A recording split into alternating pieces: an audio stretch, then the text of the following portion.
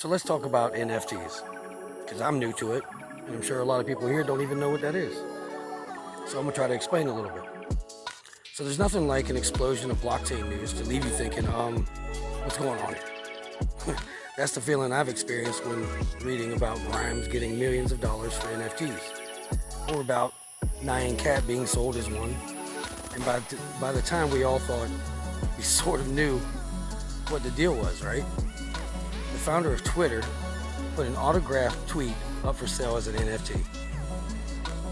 Crazy, right? You might be wondering, what is an NFT anyhow?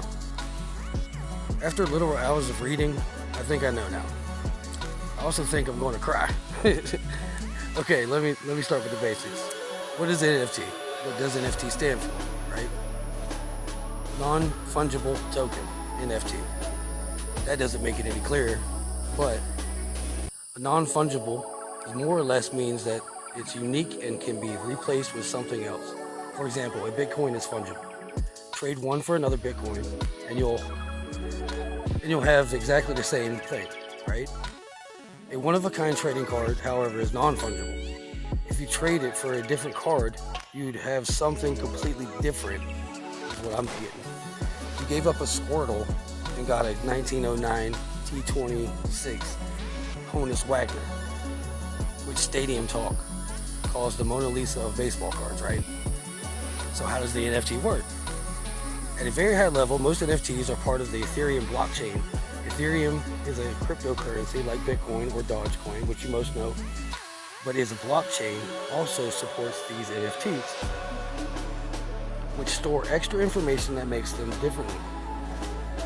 Say an ETH coin. It is worth nothing that other blockchains can implement their own versions of NFTs. So what's worth picking up at the NFT supermarket? NFTs can really be anything digital, such as drawings, music, your brain downloaded and turned into an AI. But a lot of current excitement is around using the tech to sell digital art right now. So you mean like people buying my good tweets? No. I don't think anyone can stop you, but that's not really what I mean.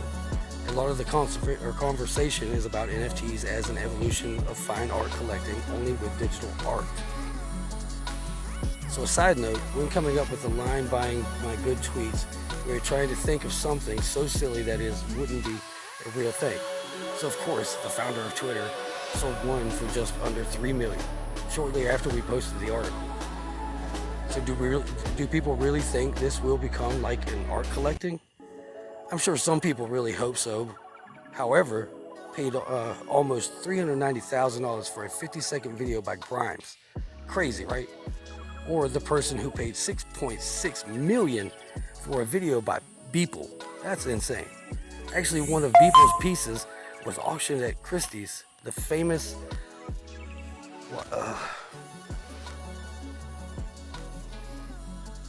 Sorry, lost myself. So yeah, that's where it is, and that's where it gets awkward with Bit. You can copy a digital file as many times as you want, including the NFT. But NFTs are designed to give you something that can't be copied. Ownership of the work through the artist can still remain the copyright and reproduction rights, just like with physical artwork. To put it in terms of physical art collecting, anyone can buy a Monet piece, but only one person can own the original. So you can make an original, and many people can buy copies of that, but you can't.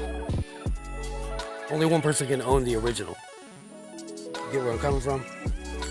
So what do you think of the $3,600 Gucci Ghost? Also, you didn't let me finish earlier. That image that Beeple was auctioning off at Christie's ended up selling for $69 million. What? Which, by the way, is $15 million more than Monet's painting. That's insane, which sold in 2014. Whoever got that Monet can actually appreciate it as a physical object, which digital art, a copy is literally as good as the original. But the flex of owning an original Beeple, what's the point, right? That really depends on whether you and the artist or a buyer. Like I am an artist. First off, I'm proud of you. Way to go. You might be interested in NFTs because it gives you a way to sell work that there otherwise might not be much of a market for. You get what I'm saying? If you come up with a really cool digital sticker idea, what are you going to do? Sell it on the iMessage app store? No way.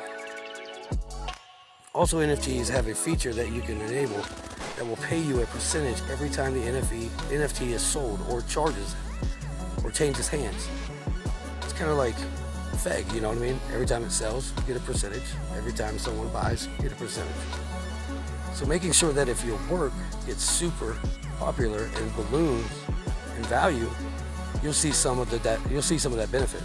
So I'm a buyer. One of the obvious benefits of buying the art is it lets you financially support artists you like, and that's true with NFTs, which are way trendier than, like, say, Telegram stickers.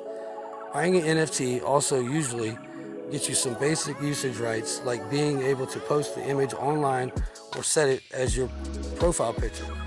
Plus, of course, there are bragging rights that you own the art with a blockchain entry to back it up.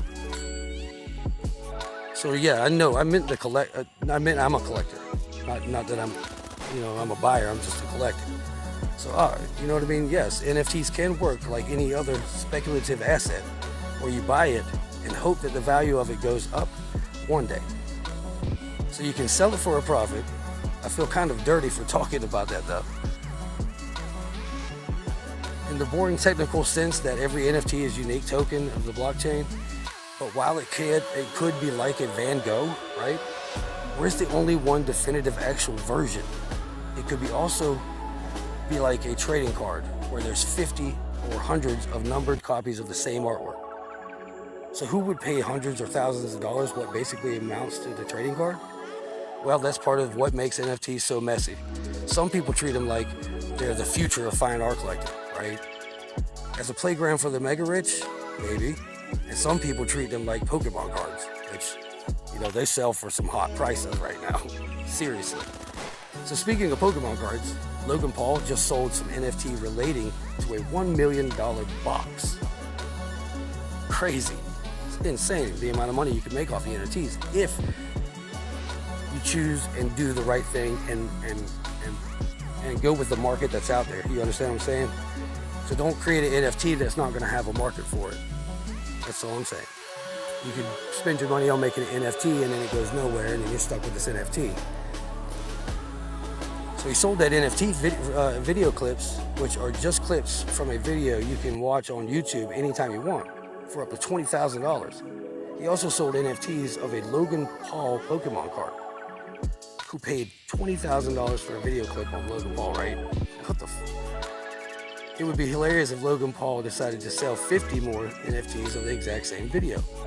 Linkin Park's Mike Shinoda, who also sold some NFTs that included a song, actually talked about that it's totally a thing someone could do if they were, in his words, say, an opponent crooked jerk.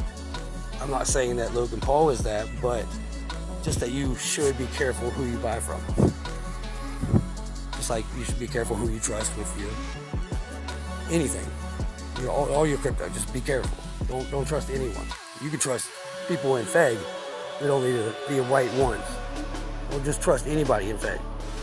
Make sure you put in the time to learn who these people are and everything else. But I'm telling you, like FEG, you can trust them. There's been a good amount of people in there. That's why it's just like the best community in the world, man. Helping hands is crazy. But technically, anything digital could be sold as an NFT, including articles from Quartz and the New York Times, provided you have anywhere from, say, $1,800 to $560,000. Dead Mao 5 has sold digital animated stickers. William Shatner has sold Shatner-themed trading.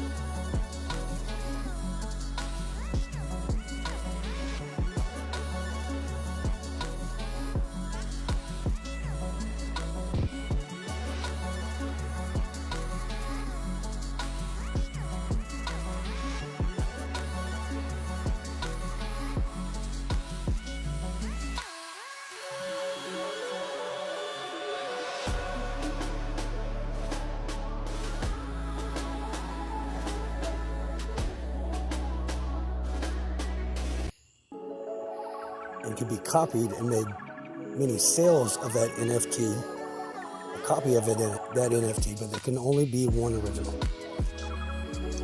So basically, in a nutshell, an NFT is a form of physical or digital art, mainly digital, that can be sold as an original, but also can be sold with many copies after. But there can only be one original. And the thing about NFTs are,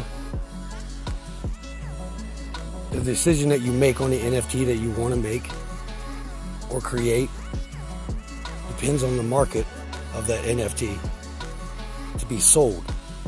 You get where I'm coming from? Or the rarity of it. So the more popular or the more trendier or the more eye-catching your NFT is, the more likely you are to get more money for it, or whatever market that people are looking for. So look for things that are trending, or that people want, or that people are gonna want, or something that you create that's unique or rare to anything else. Unless you're really rich and really famous, your Twitter posts aren't gonna sell, your Telegram chat's not gonna sell, your sticker's not gonna sell. Just make sure whatever you create your NFT to be, that it's something that can be marketed. That's something that someone's going to want. You could sell that original for a certain price, but then again, you could sell multiple copies of that NFT as well because it's so popular. So say you sell it for $10,000, and then afterwards you sell your copies for $1,000 each. You end up selling 20,000 of those. You made more than the original. So basically, in a nutshell, an NFT is a form of physical or digital art. It could be anything: music, pictures, drawings, car, anything, sculpture, whatever you create. Just make sure whatever you do, that there's a market for it, that you'll be able to sell your NFT and you're not stuck with something that doesn't sell. So I appreciate everybody listening, and I hope that this helped out a little bit. If not, hit me up. Hit that subscribe button, hit that notification button, hit that bell, or come holler at me in the Fake Token live voice chat or at Mad DeFi Show.